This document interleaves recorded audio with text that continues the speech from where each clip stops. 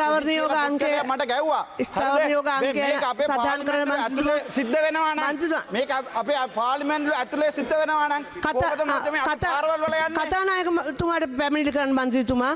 දැන් මේ මට ගැව්වා ඔෆිස් දැන් අර පුටු සිද්ධිය නිසා මම ડોක්ටර් කෙනෙක්. ගරු නිශාන්ත සමරවීර මන්ත්‍රීතුමා. හැබැයි මම ඒක කරන්නේ ගරු නිශාන්ත සමරවීර මන්ත්‍රීතුමා. ඔබතුමාට විනාඩි 7ක් කාලයක්. ගරු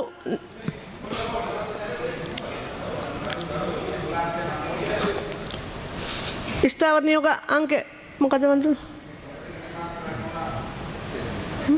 දෙන්න ගරු මුලසේ මන්තුමිය මේ මන්ත්‍රීතුමා යාපනයේ ස්වාධීන මන්ත්‍රීතුමා විපක්ෂ නායක කාර්යාලයට ඇවිල්ලා විපක්ෂ නායක ලේකම්වරයා ඉදිරියේ බොහොම අශෝභන ලෙස හැසිරුණා.